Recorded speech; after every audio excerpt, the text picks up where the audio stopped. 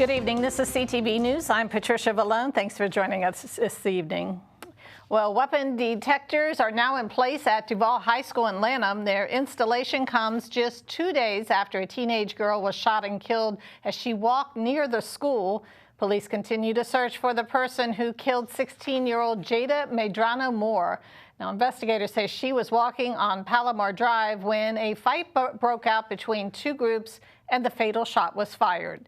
Duval was slated to receive the security equipment over the next 2 months, but the shooting forced school officials to move up that timeline. And as members of the family of Jada Medrano Moore begin to pick up the pieces of their lives following her untimely death, her father is now tasked with making funeral plans. Glendon Reed, Jada's dad, has created a GoFundMe page to help pay for his daughter's funeral and burial service. So far, Reed has been able to raise more than $14,000. Meantime, back in Lanham, flowers, candles, teddy bears, and balloons have been placed on the sidewalk where the teenager was fatally shot.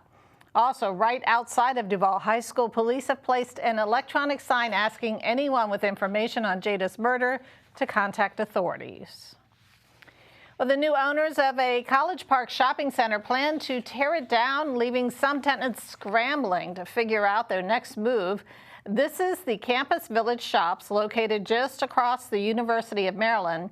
Now, according to reports, the new owner is planning to turn the shopping center into a mixed-use development, and the businesses that lease their space will need to be out by the end of the month. One of the businesses impacted is Mr. Fry's Man restaurant, which found out about the closure in August. The lady that works next door that owns the liquor store, she let me know, and then that's when we talked to our owners about it, and they had previously found out 2 days prior. It was very shocking because it was all last minute. Like it was like the end of August we found out, probably a little bit of the middle, and we were just trying to figure out what we were going to do because September is right around the corner. We need a job, but I also do feel for my business owners because this is their business. Now, Anderson says that Mr. Fry's Man will be utilizing its food truck more while looking for a new location. Well, thousands of local families are struggling to put food on the table. That, according to the Capital Area Food Bank's annual hunger report.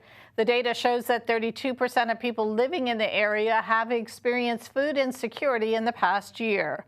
But in Prince George's, that number is much higher at 45%, the highest in the region, where 1 in every 2 households was food insecure last year. Officials say that the lack of equity, high inflation, and the rolling back of SNAP benefits are to blame. The pulling back or the retraction of government benefits that were available during the course of the pandemic. And as a food bank, we know that our largest distributions are almost always in Prince George's County. So we know the dependency on many of these federal government programs was also relatively high in Prince George's compared to in other parts of our region. So for many of these reasons, we see the higher rates of food insecurity in Prince George's County. And to read the full report, you can log on to capitalareafoodbank.org. You're watching CTV News. I'm Patricia Vallone. We'll be back in just a moment. People think that we don't struggle with money, but we do, even with a college degree, even with me working nights and weekends. Bills are really tight. Last year, we didn't turn the heat on, and we all slept in the same bedroom because it was warmer. When money is tight, do you get the medicine? Do you get the fresh food? It's a terrible feeling as a mom, but it's a reality. You don't see the sacrifices and the choices that you have to make, but they're there and they're real. Welcome back. Well, Prince George's police now know the name of the man who died in a car crash last night. The victim has been identified as 38-year-old Courtney Chapman of Upper Marlboro. Police responded to the 6400 block of Chew Road for a single vehicle crash around 10 p.m. An investigation reveals that Chapman was traveling westbound on Chew Road when she crossed the double yellow lines and hit a tree. She was pronounced dead on the scene. Anyone with information on this crash is asked to contact police. And a vigil is planned for tonight on the campus of Norfolk State University for a Prince George's student who was killed near the college earlier this month. 20-year-old Jahari George was shot and killed on September 2nd. The electrical engineering major was from Accokeek. The vigil is set for tonight at 6 in the Student Center on the campus. Police have apprehended a person of interest. An update on a story we brought you yesterday. A new round of COVID-19 booster shots is on the way after a recent uptick in the virus. The CDC has issued a recommendation that Americans older than 6 months get the updated version this fall. The FDA approved updated boosters from both Moderna and Pfizer on Tuesday. The vaccine should be available later this week, but residents will likely have to go through their insurance company to get the shots.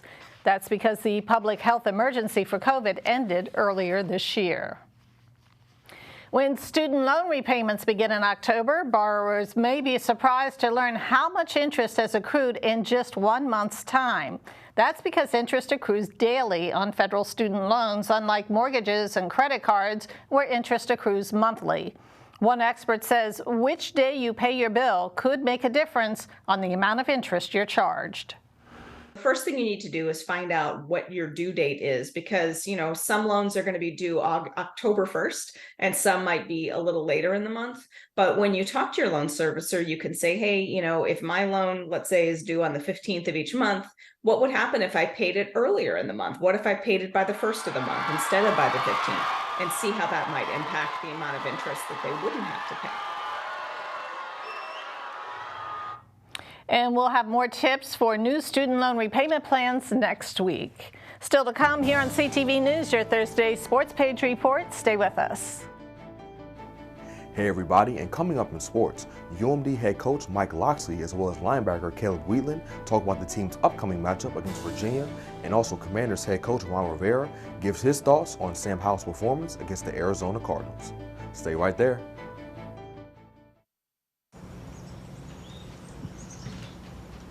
They're off from school, but not really home.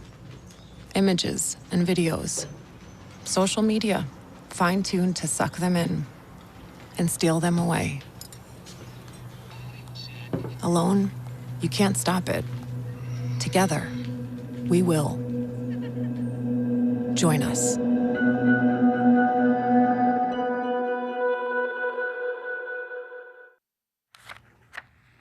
Police arrest 2 teenagers following a deadly shooting in Temple Hills. The suspects are Carlos Jordan and Desmond Akins.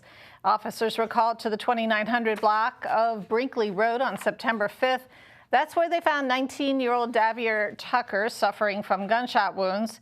He later died at a local hospital. Investigators say that Jordan shot Tucker and Akins drove him from the scene.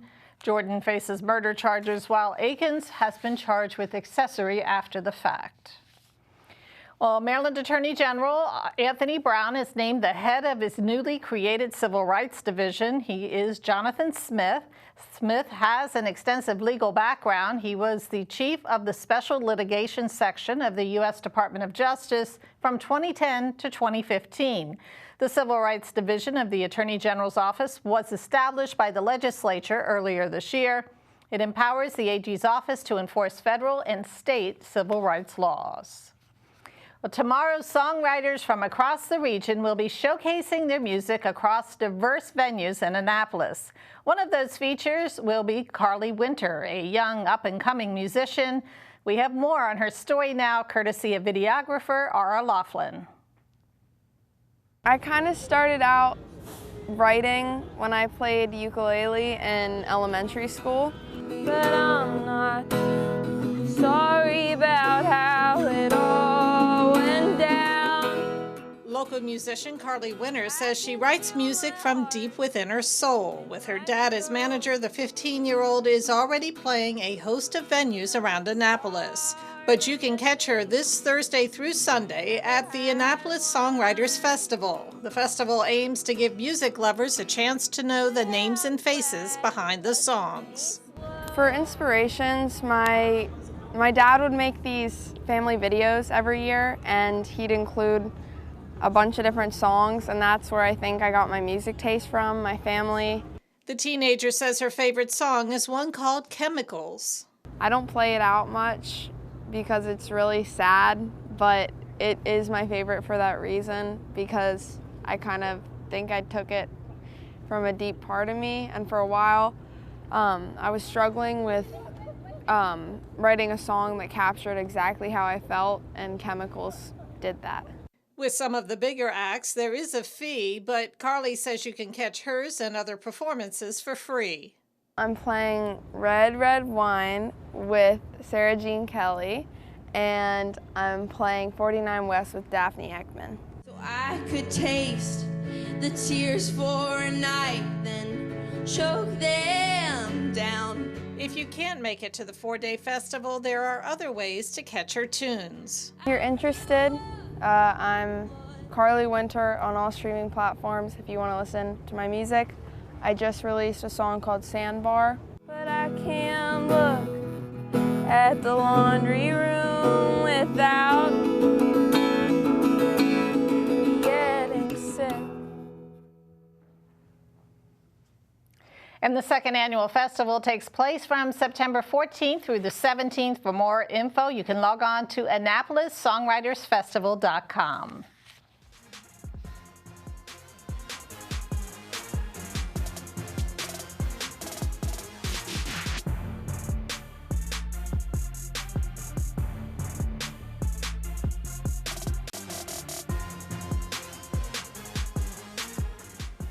Okay, everyone, it's time for your Wednesday sports page. We'll start with some college football news. The Terps football team will have a chance to move to 3-0 in the season as they will take the field against an old ACC rival in Virginia on Friday night. The Terps and Cavaliers last played back in 2013, where Maryland came out on top in a close game, 27-26. And Terps head coach Mike Locksley is looking forward to matching up against an old foe. You know, much like playing West Virginia, who's a longtime rival of the University of Maryland, UVA is one of those games as well, and I know our fans get excited, especially when they're our old ACC foes, to have the opportunity to compete against them, and I know we do it in some of our other sports here.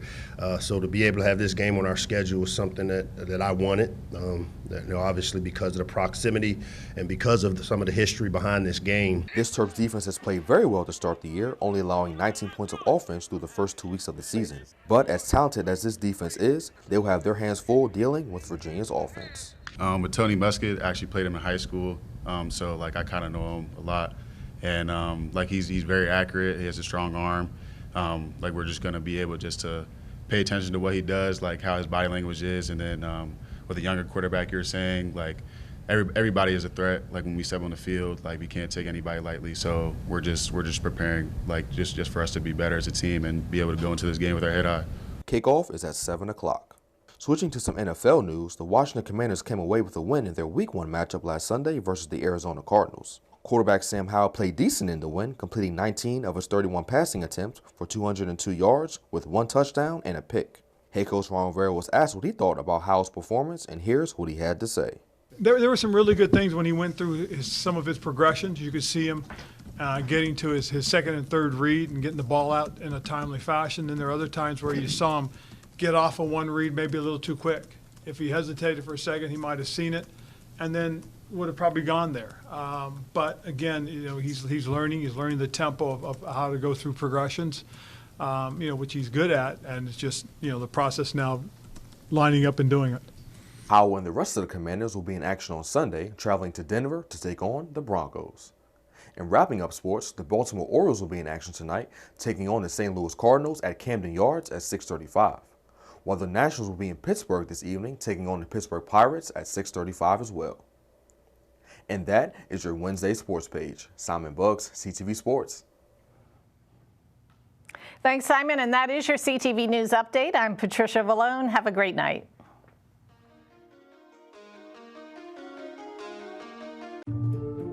Have you ever asked for help yourself? It's always tough, right? I always feel like I can solve my own problems, but eventually, you just can't deal with it on your own. Once you take that first step, there's so much support.